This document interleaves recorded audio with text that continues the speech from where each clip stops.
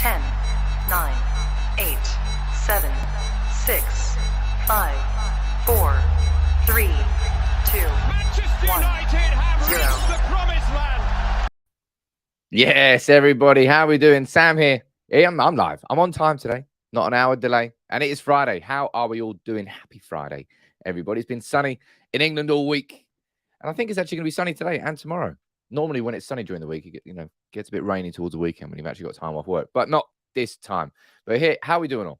How are we doing all? How are you all doing?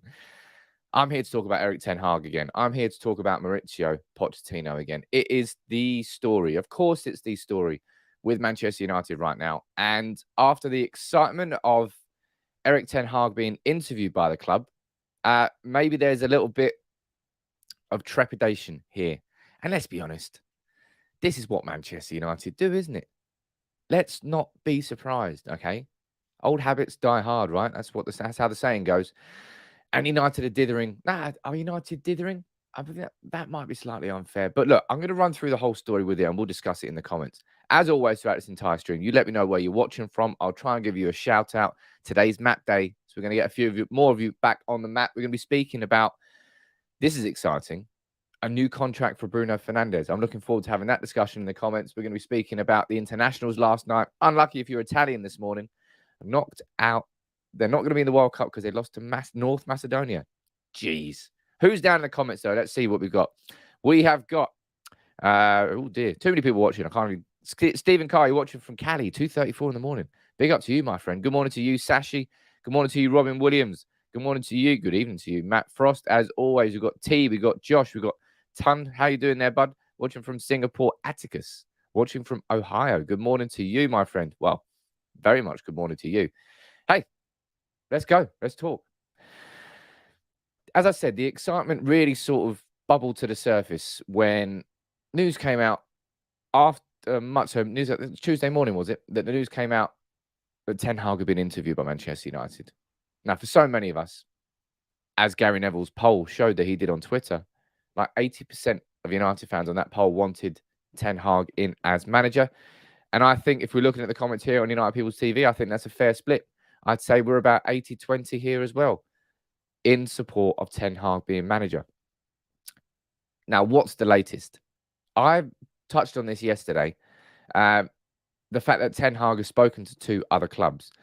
But Manchester United have been put under increased pressure to be sort of not forced into making a decision. This is not a forced situation. But we don't have a ton of time on our hands.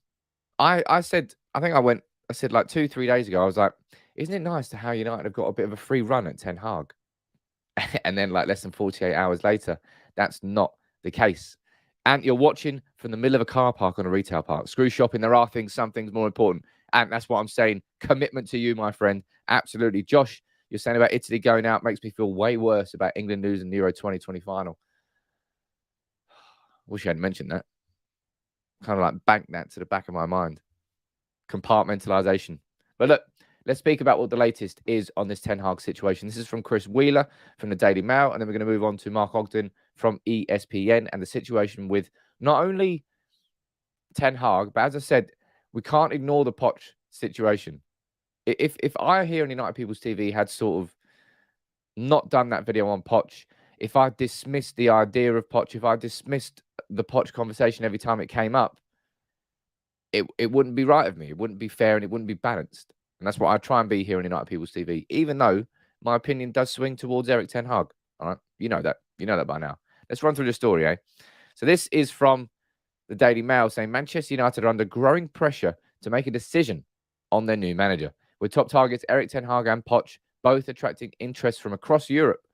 And we scroll down here, look, Ten Hag, and we spoke about this yesterday, has spoken to 2 other Champions League level clubs.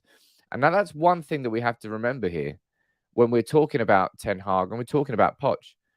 Manchester United won't have Champions League football next season, not unless some sort of miracle happens in the Premier League. We're second, third favourite for the top 4 now. Arsenal have got 1 point ahead of us and 3 games in hand, 2-3 games in hand. They've got to mess up. They've got to screw it up completely. Now, of course, we still play Arsenal away. Winning that game could effectively be a 6-point swing. But Still, I don't think it's going to happen. My gut tells me it's not going to happen. It could well happen, all right? I don't think it will. So we won't have Champions League football. So whoever Ten Hag is speaking to, we spoke about this yesterday in the comments, and we all sort of agreed that probably the two clubs that would be interested in Ten Hag are going to be Real Madrid and either PSG or Bayern. Now, I know that Nagelsmann has gone to Bayern. Apparently, there might be some sort of breakdown in relationships between Oliver Kahn there. Rummenigge might be leaving as a chairman, Kahn going upstairs. It's what Bayern Munich do. They get old players at the links with the club, and that's how they build their structure. It's definitely worked for them.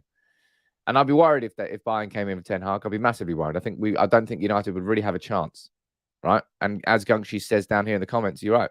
We're now Europa level. We are a Europa level club at the moment. On and off the pitch, we are a Europa level club now. And you're saying that no Champions League football is a blessing in disguise. I'm not sure I could ever call no Champions League football. I know as United fans, sometimes you've got to look for the optimism, look for a positivity, go for the spin and the swing on certain things. I can't look at no Champions League football and say it might be a blessing in disguise, because it's just not. United should be playing Champions League football every single season without doubt. And any season we spend outside of it is an underwhelming campaign by comparison. That's what I think. All right. But look, let's go and read through more of this story. Sportsmail revealed that Ajax boss Ten Hag had interviewed with United on Monday, although it's understood he is not the first candidate to hold formal discussions with the club's new chief executive, Richard Arnold. I found that part a little bit interesting, because at this moment in time, who else could that be? Does that mean that Poch has had a little mini conversation with Richard Arnold? Luis Enrique? Very unlikely to be Luis Enrique. Julian Lopetegui? I'd kind of be surprised if it was him as well. It must mean Poch, right? But it's down here. So that Poch is believed to have spoken to Richard Murto. So Richard Murto, geez, that's a horrible hybrid. John Murto, some weeks ago, and will be interviewed soon. Now, we've spoken about this in the comments, right? We spoke about it yesterday, and I've mentioned it before. There are some people that feel because Poch is under contract with PSG that they would not allow him to talk to Manchester United. I said I think that's completely the wrong way round, because in an ideal world, they wouldn't have to pay the package of him being sacked. Manchester United would come in, Manchester United would take Poch, and instead of losing 15 million, they might gain some more money. That's exactly what's being reiterated today in the press. So sometimes they get it right. Sometimes. We go down here, we read a little bit more. United are said to be respectful of PSG's situation and keen to conduct their manager search in the right way. Why isn't that nice of United? Isn't that nice of United? Old Trafford sources said on Thursday night that the process is running to plan. This might annoy a few of you, and is well progressed, but indicated an announcement on the new manager could still be weeks away. Now, you let me know what you think about that in the comments, because I fear that Manchester United, there's definitely an element to this. There's definitely an element of fear that if we just take a little bit too long with Ten Hag, we will miss out on Ten Hag. And when it comes to the best players, when it comes to the best managers, acting decisively and swiftly is always the best way to do things in a situation where you're bringing someone in or bringing someone out of your club. The longer it drags out, the more opportunity you give problems to arise, right? And with Ten Hag, do I think we could have done it earlier? I mean, of course we could have done it earlier. I don't realistically think the conversation could have happened in earnest until Ajax were out the Champions League. So if you're talking about blessings in disguise, that one I would probably say is a blessing in disguise. As frustrating as it would have been for Ajax and Ten Hag, and as much as it might raise questions about his ability and qualities in the Champions League, given the fact they got knocked out in the round of 16 to Benfica, I think the positives outweigh that in terms of what United need anyway. Gungshi is saying, I'm increasingly of the view that we should grab Ten Hag while we can. Amen. You're absolutely true. Matt Smith going down as far as saying Manchester United's board are a joke. Hey, Matt, they've been a joke since 2005. And we know that joke has A, never been funny, and B, will never go away until they leave the club. We know that. Anthony, you're saying that we've got no time to waste. I don't really think we do. If I'm thinking about other clubs that I genuinely would be worried about when it comes to Ten Hag, I put Bayern Munich as number one. If Bayern Munich came in, I don't think United get Ten Hag. I think it's just done and dusted. And I'd understand why. Because of his time there, he spent as a youth coach and the links that he's already got to Bayern Munich. Ten Hag's already spoken about that on record. He said, look, I've got links. I love my time there. I'll be happy to go back there at some point. He will go back there at some point. But as Stephen says down there, you're saying Manchester United dithering. Dithering FC. Remember that was what we were named when we had David Moyes as manager? That's not really ever changed that much. Nick, nice to see you here this morning. What are you saying, buddy? I'd actually prefer no European football than playing Europa League or Conference League on Thursdays. More training hours, less wasted time travelling. United aren't going to finish, 9th, 8th? And you can't opt out of competition. So we will be getting some sort of European football next season, but it just won't be the European football that we want. Europa League, it screws it up, doesn't it? Thursday nights to Saturday and Sunday games. It means that United are going to be playing on Sunday overwhelming majority of the season next season. We're going to have a lot of 4:30 kickoffs on Sunday because we're playing in the Europa League on Thursday. That's just the way it works. That's just the way it works. Sam Evanson, you're saying you don't swap Nagelsmann for Ten Hag. As I said, on paper, when you look at Bayern Munich, there's no chance that Ten Hag goes there. But the reality is if reports are correct and the truth that maybe Nagelsmann and Bayern Munich and their relationship isn't as strong as I thought it was. All right. And when you come down here and you're looking at, where is it that you're saying that Annie, you're saying in the comments that Nagelsmann is light years ahead of Erik Ten Hag. Light years might be a little bit harsh, but there's no denying that he's probably a step above. And I think that step above, probably at this point now, comes from experience more than anything, right? Nagelsmann, he obviously had a lot of success at Leipzig, and he was an exciting young manager. He's just part of that new generation. In 10, 15 years, maybe 10 years' time, maybe even less than 10 years' time, you're probably going to be looking at Nagelsmann and Ten Hag as two of the managers who are going to sort of replace the likes of Klopp and Guardiola at the sort of top of the tree. They're certainly going to be in and around that mix. That's a curious question. I'll ask it now before we move on to the next point. What managers do you think will be that top table when this current top table vacates their seats? The likes of Klopp, the likes of Guardiola.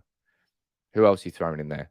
Old guard, you're trying to throw Ancelotti in there. You could try to throw Poch isn't anywhere near that, really. Who's going to be at the new top table? You let me know. Gungshi, thank you very much, buddy. I really do appreciate your super chats and your support. I really do. Thank you very much, buddy. United need to move fast, says Gungshi, and get our Dutch baldy in early. There is much planning to be done, players to be bought and sold, new ways of training and playing to be implemented. With Ten Hag, it's a full-on switch. And so much does need to happen. As I said, I've got me personally, I've got 5, 10 video ideas that I know I need to do when Ten Hag comes in, because they reflect all the different parts of the processes. What are the 5 most important things that he needs to sort out when he comes into the club?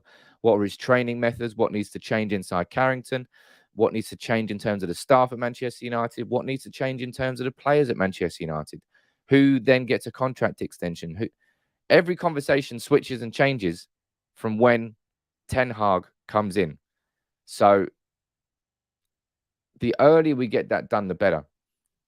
And the worst case scenario is we get an announcement for Ten Hag on the 21st of May. And I don't think that would happen. But Franklin, you're saying, did you just ignore Mourinho? No, I didn't ignore Mourinho. But Mourinho's not at the top table anymore. Let's not be under any illusion. He's part of the old guard, probably alongside Ancelotti. Let me go down here and see what you're saying, though. I think that's an interesting question. Erik Ten Hag, Julian Nagelsmann, and Ruben Amorim are the future for me. Deborah, you're saying Bruno Lager in the next 5 years. Josh, you're saying Kieran McKenna because you're feeling pretty chipper in the comments. But I think all jokes aside, I think Kieran McKenna's been doing a pretty decent job at Ipswich since he moved there. Probably Poch at this stage. Would Ten Hag even come? Of course he would come. Absolutely he would come. Let's go down here. Sporting Lisbon guys. Someone saying in the comments, Nagelsmann, Xavi's done a decent job, but let's calm down. Let's calm down. I've said that earlier. Let's calm down. Sam Evanson, you do a good job, Sam, multitasking at his best. Sometimes I'm good, sometimes I lose. But this is exactly why from now on, I've switched the chat on YouTube to subscribers only. There were too many people that were just jumping in and just spouting all sorts of crap in the comments. And because I interact with the comments so much, kind of made it hard for me to do my job. But I appreciate all the good comments, the actual comments with substance. That's what I like, comments with substance. A bit of an opinion. I can disagree with you. That's what the comments were about. And also your questions. So make sure you drop a like on the video and get involved. Look, what else we got to talk about? Let's go on to the next point here. Run through that from the Daily Mail. And you might not like it, peeps, but we've got to talk about Maurizio Pochettino. It's just the truth. I know that if we're looking at who the favourite is, we're probably looking at Ten Hag.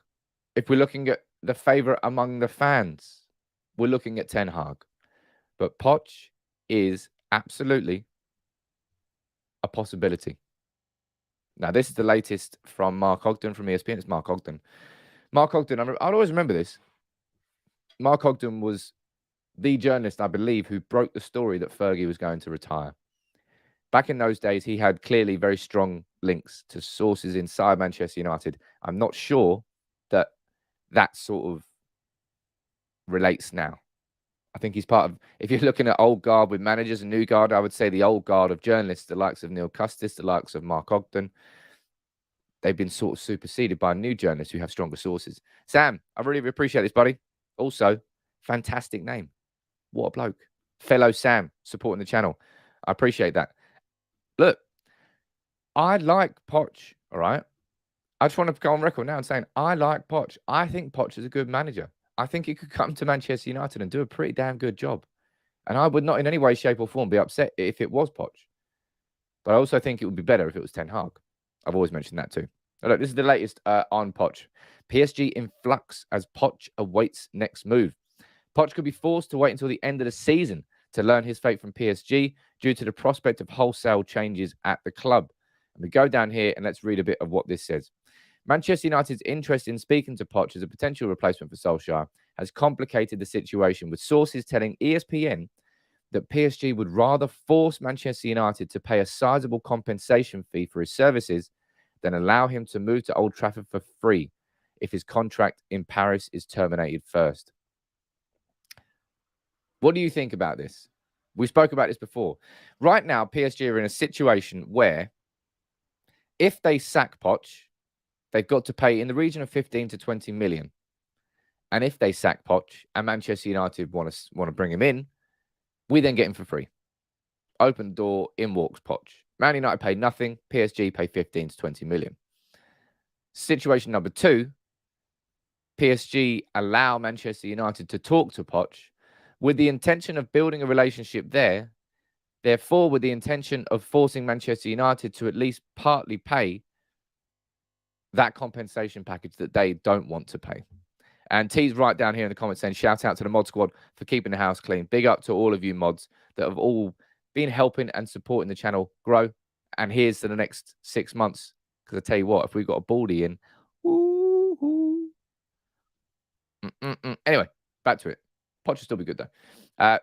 Now, maybe, finally, for a lot of you anyway, the Glazers being stingy might end up being a good thing for Manchester United. With Manchester United's owners, the Glazer family, reluctant to spend a substantial sum, that's a hard thing to say, on a compensation package, sources told ESPN that Poch is now at the centre of a standoff between the two clubs. So basically, by the sounds of it, you've got PSG unwilling to pay to sack Poch, Manchester United unwilling to pay to get Poch, and just two clubs facing each other, not really knowing what's going on. Let me know what you think about the whole Poch thing. Yeah, what? Because for me, I don't know how to describe it. It's just a bit weird, isn't it? PSG want to sack a manager, but they're sniffing out an opportunity to not pay that full compensation package. So Manchester United are probably there like knight in shining armor, no? a club who comes in and takes away what they don't want, and therefore they lose a bit less money. It's weird. Matthew, you're saying Poch is leaving PSG. They already have Zidane in their sights. I think you're right there. And I think it's been the case for a long, long time, man. It has been the case for a long, long time. Yet here we are talking about Man United paying part of their compensation package. Shit, man. It's your contract. You deal with that contract. Don't try and look at us as a way out of it. For sure. It's just PSG being stingy at the same time. It's not as if they're a stingy club, man. They've got money left, right, and centre. But United I personally don't want United to pay a single penny for Maurizio Pochettino. We don't hold all of the cards here. Ideally, we get that deal done sooner rather than later. So maybe because of that, it gives PSG a little bit of leeway in this argument. But I don't really want us to be paying anything for Poch. We paid how much? 15 to 20 million is what we paid on sacking Mourinho. We paid, I think, around about 8 million on sacking Ole Gunnar Solskjaer. I'm not sure what we paid Louis van Gaal, and I'm not sure what we paid David Moyes. But I think David Moyes if David Moyes had a decent contract, he would have been sacked 8 months into a 6-year deal. He would have got so much money. I just don't think he had the biggest money. Let's go on down. Oh, look, Manos is saying, I don't remember watching UPTV this many viewers. Man, look at that. It's a busy day. It's a busy time for Manchester United, isn't it? It's an exciting time for United. We're all desperate now. We're all desperate's the right word. We want to get this new manager in. We want to close this chapter and open the first page of a new one. And we've done this a few times. We did that with Van Gaal, did that with Mourinho, did that with Solskjaer. None of them really worked. The books weren't that nice. I didn't like the ending. This new book feels like it has the potential to be something completely different. Now, I spoke about Paul Mitchell yesterday. You might have watched that video. You might not have watched that video. But that video on Paul Mitchell, I felt excited to do. Because I spoke in depth about, and we all know this, right? The structure at Ajax was something that complemented and aided Erik Ten Hag to be the manager that he was. With Mark Overmars and with Van der Sar doing the transfer side of things, the football side of things, the controlling side of things. It allowed Erik Ten Hag to simply concentrate on coaching. Manchester United don't currently have that structure, but the idea that maybe, and this is me dreaming again further in the future, just like I dreamt back in November about Rangnick coming in on a short term and Erik Ten Hag being our next permanent manager, that might happen. Maybe further down the line, we've got Erik Ten Hag sitting there with Paul Mitchell and Ralf Rangnick alongside him as the two people that sort of help and control decisions in terms of the running of the football club. And then eventually, after that 2-year consultancy finishes, who else but Edwin van der Sar comes in and becomes our first proper football CEO. That's exciting. That's really, really exciting to do. Let's go down here and read a few more of your comments out here. Matt Frost, really good news, mate. You're having banana bread. That is the most important news here on Friday. Paul is saying that video got me excited too. It has. Annie, you're saying that Mitchell's not coming. Paul Mitchell's going to be leaving Monaco. Monaco, I think they're 7th. Where are they in La Liga? Let's have a look. Not La Liga, sorry. League 1 table. Let's have a look. Where are they? 6th? No, not 5th. Look at that. 7th. God, I'm good. They finished 7th, knocked out of the Europa League. Who was it against? Can't remember. They lost. Anyway, they're not having a good time. And Paul Mitchell's been doing a decent job there for the last couple of years in a sporting director role. But I think they've got Russian influence and Russian money, and the decisions are getting made snappily. And I think that's what's going to happen. And that's good for Manchester United, because Mitchell wouldn't excite me more than Erik Ten Hag if he came to the club. But I would genuinely be equally as excited for Paul Mitchell as I would be for Erik Ten Hag. That's how much of a difference and an impact and a change I think Paul Mitchell could bring. He really is a genius, man.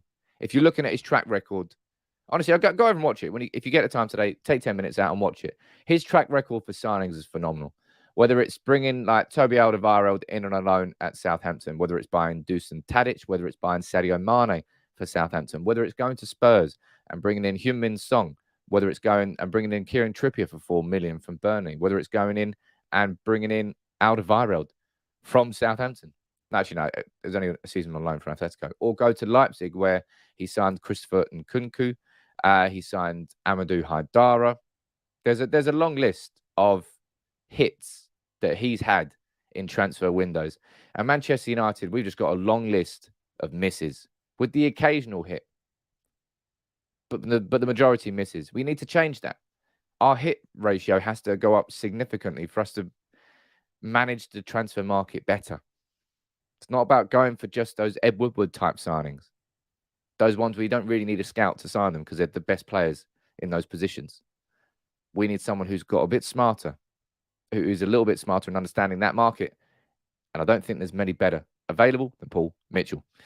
Paul, you're watching from Sydney. Everybody, as always, keep letting me know where you're watching from throughout the stream. I'll head to the map next. Before I head to the map next, there's a couple of things we need to do.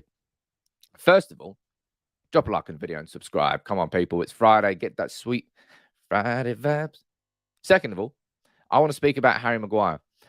This video sponsored by BetVictor, supporting and helping United People's TV grow. And this is just a snippet from their latest Last Man Standing show. And Adam McCullough had this to say about Harry Maguire, and I want to speak about this to you. So have a little listen to this, and then we'll speak about Maguire in the comments because, well, it's Maguire. Still a massive talking point, isn't he? What's your opinion of Maguire, and should he be anywhere near the England team? I'd probably buy that if the sentence included Man United. But when it says England, I feel like you should suffer with me. So I'll get rid of that. But no, on a serious note, I do think that's a little bit too harsh. Look, I don't think he should be Manchester United captain. I don't necessarily think he should be starting every week for Manchester United.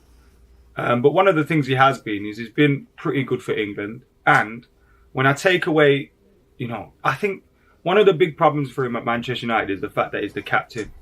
So therefore, he ultimately feels like he don't belong. Like, he's a little bit fraudulent in the dressing room, and you've got real winners around you like Varane and Cristiano Ronaldo. But I actually think had he not had the armband, I think his performances probably would have been better at United. And I also think that don't affect his performances for England, whether that's right or wrong. You've seen him play for England under Gareth Southgate and do well. At the Euros, he was one of the best players about. So I don't necessarily feel like that's the case, and I do feel like that's too harsh. What's your opinion on that? As I said, I think Adam makes some pretty damn fair points there on Maguire that really reflect my own opinion, right?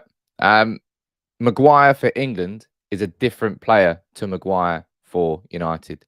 Whether that's because he's playing alongside John Stones, whether that's because the system that Gareth Southgate plays suits Maguire more, I don't know. But he seems happier and more confident playing with England, and it frustrates the hell out of me. So I'll leave the link in the description now, right? There you go. Popping that in. Boom. If you can head over there, just say, I don't know, say you came from United People's TV. Leave your opinion about Harry Maguire in the comments.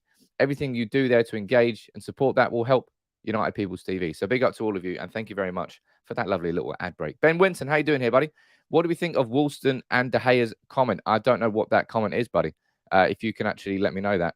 And you're saying Harry Maguire is a decent defender in the right club with the right setup. Maybe Brighton to replace Lewis Dunk, but Maggie needs supports from the likes of Walker. Hey, look, 90 million as Sebastian goes down there.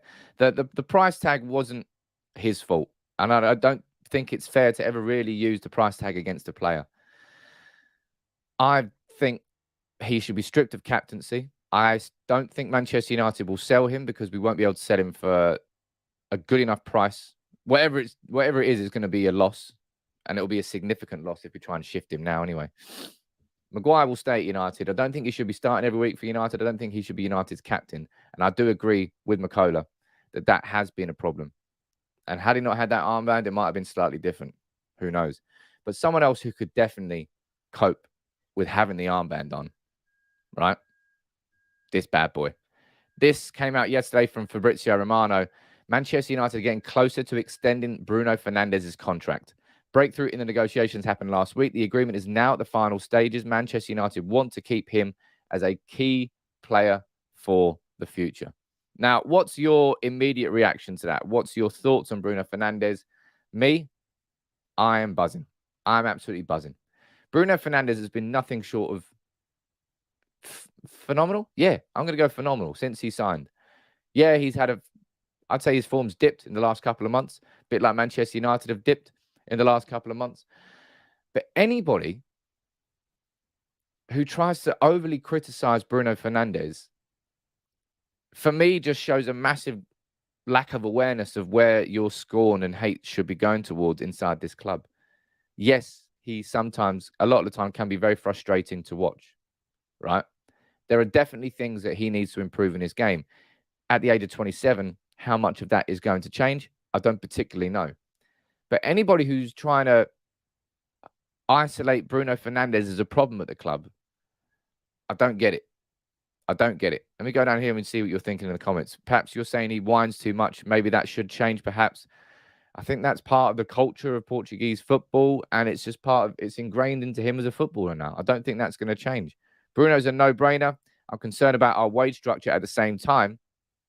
And this is where I'm going to come with some lovely news to explain to you why this Bruno situation, because this is an important thing to think, right? Currently, we've got no full-time manager. Currently, I don't know what the future of United is. Does Bruno? Maybe he does, and maybe that's why he's signing a deal. We'll go, and Nick, what you're saying down here, you're saying we won't confirm Erik Ten Hag as long as Ajax are in a title race for obvious reasons. I think they will announce him near the end of the season if it is Erik Ten Hag. That's something I do agree with, Nick, in the idea that because of how tight it is at the top with PSV and Ajax in the Eredivisie, it makes it a bit complicated for Manchester United trying to get Erik Ten Hag and a deal in place as soon as possible. But at the same time, we've already interviewed Erik Ten Hag. So that part is done. Now, if we go in with a job offer and it forces the forces their hand into a little bit. This is what I mean. At that point, it does get to what you're saying. It's a bit complicated at that point if United actually go in with a firm offer to become our manager. But I don't know. I don't know what's going on. I mean, United never make things easy. And this is what happens when you have an interim manager and you're trying to sort things during a football season. It's difficult. It very, very is difficult. Very is difficult? Jeez, that doesn't make any sense. Meadow says, you're right here about Bruno. He picked the club off the floor with 2020. How is Bruno a problem? That's exactly where I stand, man. 100%. That's exactly where I stand. And I know that there are parts of his game that could be better. I know that there are parts of his game that he could improve. But a bit like Nani was a very frustrating player to watch, but he was a player that was willing to take the risk. He was a player that was willing to try that vertical pass instead of going sideways and deflecting responsibility. I would much rather have a team full of, not a whole team, but a team full of attackers who were willing to take that risk. Because if it did pay off, it's leading to a goal. And that's the sort of player Bruno Fernandes is, right? And that's why I'm excited about the idea that he's getting a contract. I'm going to run through a little bit more detail here from James Ducker on the situation. And going back to the point there that Ant made about our wage structure and why I think it's probably a good thing here for Manchester United with Bruno, is what James Ducker said on the situation. Look, the Portugal midfielder is expected to more than double his salary to around £240,000 a week. It's a lot of money, right? Until you go down and you compare it to Manchester United's top earners. De Gea, who right now is on 375 grand a week. And is Ronaldo really on? There's no way Ronaldo's on 750 a week. I mean, he must be on a lot of money, but Jesus Christ, it's not on 750. Either way, I'm happy about the idea of that, because the idea that Bruno Fernandes, let's be honest, and we're looking at most influential players inside this Manchester United team. Tell me someone who's more influential than Bruno Fernandes. I'll wait. You could put your opinions in the comments. I'll read a few of them out. I just don't personally think there's anybody more influential on this team. And there certainly hasn't been anybody more influential in this team for the last 18 months, 2 years, than Bruno Fernandes. I know you can argue Ronaldo's is just as influential, but I don't think he is by comparison. I just don't think he is by comparison. Keel, what are you saying here, buddy? First time I've seen your name. Nice to see you on the channel. Make sure you subscribe and appreciate the super chat. You're saying Maguire is not great, but short olive branch from Maguire. What if he was defensive mid with a 4 behind him? Geez, we're talking about Victor Lindelof as a defensive midfielder. Now we're talking about Harry Maguire. As I said, square pegs, round holes. Let's not be doing this. Let's not be talking about any centre-back going into defensive midfield because we've got a problem to get to a plug there. We need a defensive midfielder there. So let's not do that. And if we're looking at score and going back towards Maguire, it will be even more intense if he went into defensive midfield because he's just not a defensive midfielder. A lot of you are saying David De Gea in terms of influence down here. Bruno is a snake and not worth it. I mean, it's mad, isn't it? It's mad that some people think that. Ben Winston is saying Paul Woolston is 23 and had to reply. Oh, is he the one that came in and started coaching is he coaching under 23s? Paul Woolston under 23s, man. Is he coming into a coach capacity? Oh no, he's forced to retire. There you go. Oh dear, yeah, shit. How did I miss that news? I'll read that after, my friend. I honestly, Ben, I didn't actually know that story. I'll read that after. Look at that, ignorant of me for that situation. But yeah, in my opinion, this idea that Bruno Fernandes is willing to A, sign a new contract, good news for Manchester United. B, sign the contract now when we don't have a full-time manager in place, fills me with a little bit more confidence. Bruno feels that he's ready at 27 to commit his future to United because he thinks that we're going to turn it around. Maybe he's foolish. Maybe he knows more than we do. And 3, the idea that 240 grand a week is what Bruno Fernandes gets, for me, sets what I hope would be a new precedent going forward. If Bruno Fernandes is on 240 a week, he's got to be because he's one of our most influential players, one of our top earners. That's what the level should be. So any other contracts now need to compare to that. Not compared to Ronaldo. There's no point comparing to Ronaldo. Individual, on his own, different level. And David De Gea, in my opinion, is on way too much money. And that is an example of a contract that I believe we kind of got wrong. Not in the idea that we gave him a new contract, but the figures that are involved in it were insane.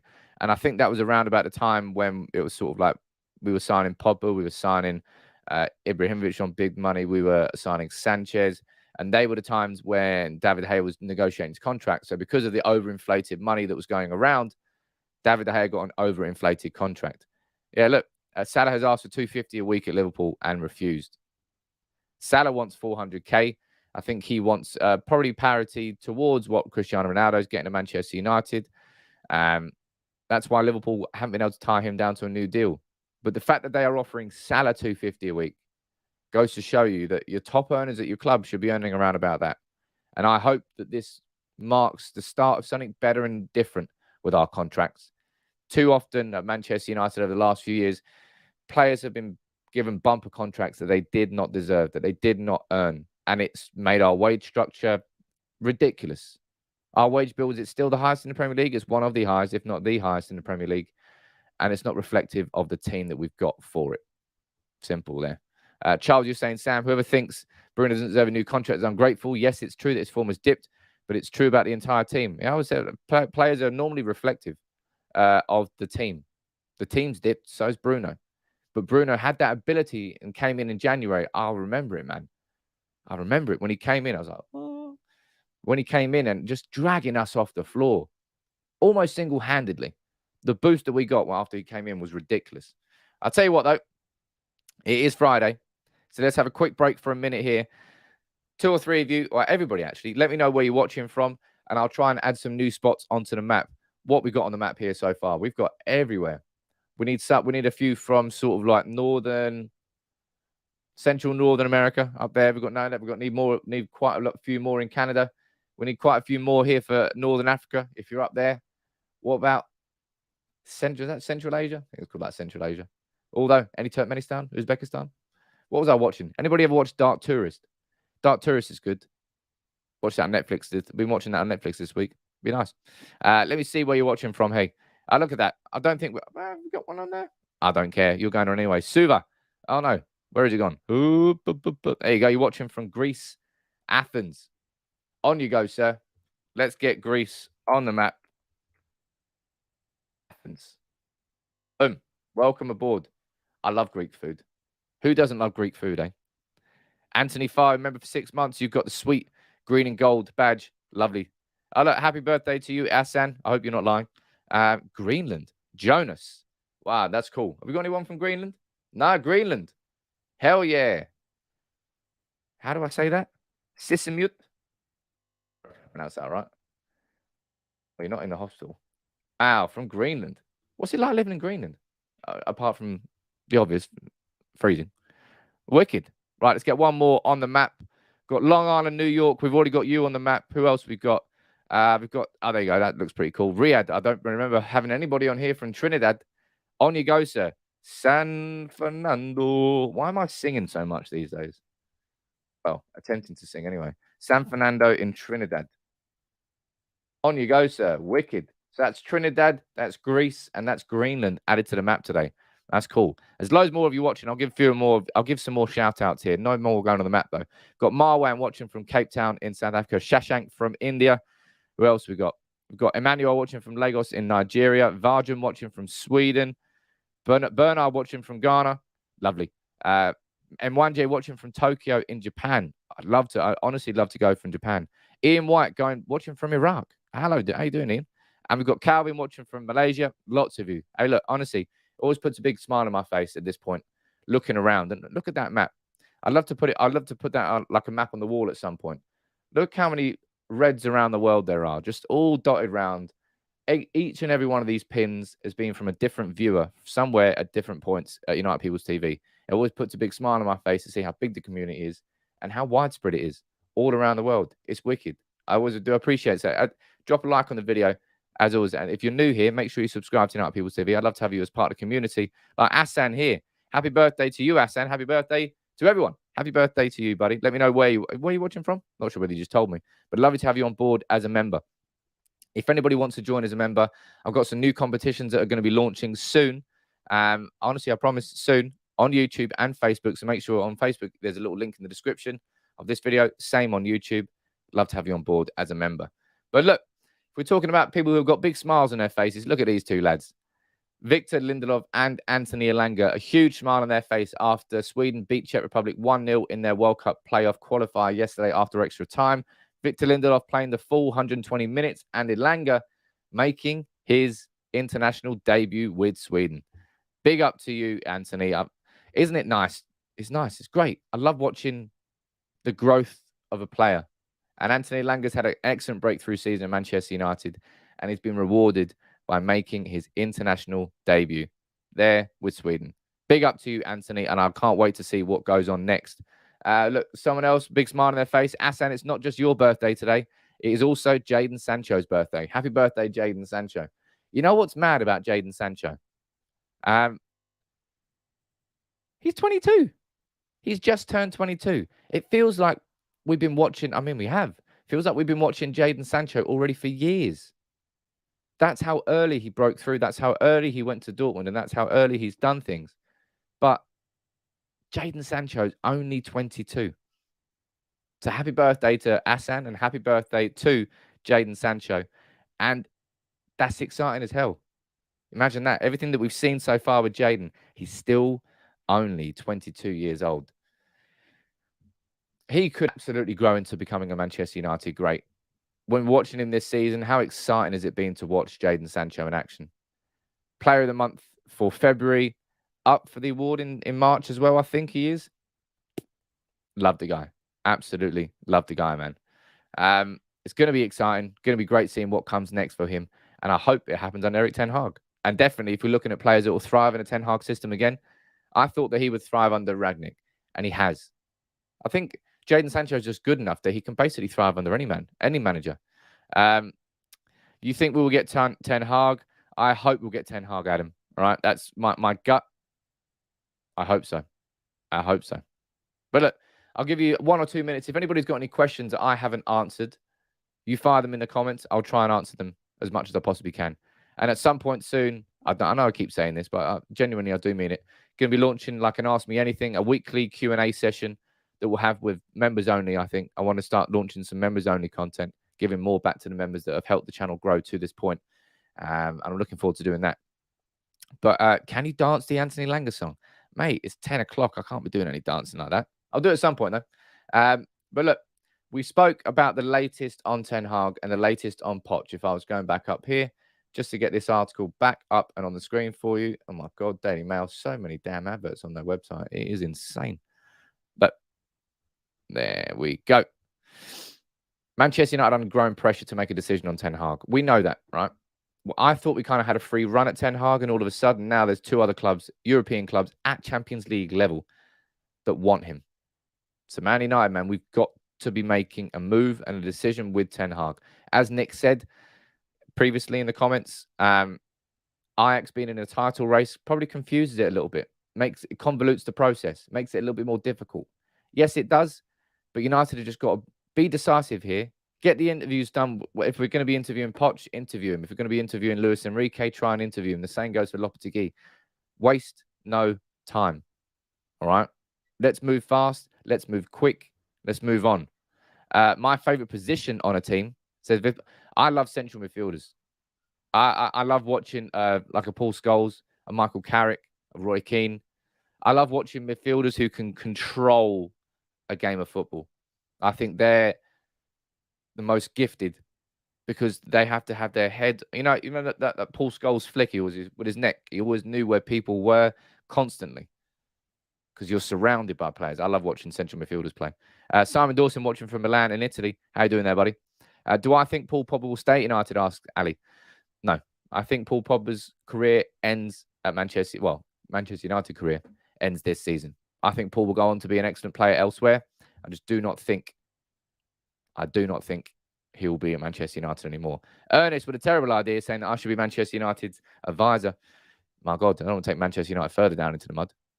Mark, honestly, I'd have to think about it.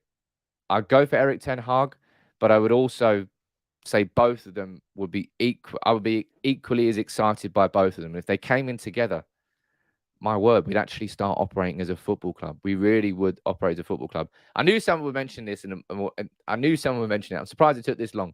Do you think Mancini could be a good option? Obviously, Italy, they're not going to the World Cup now, so Mancini technically is an option. But I'm leaving it as that.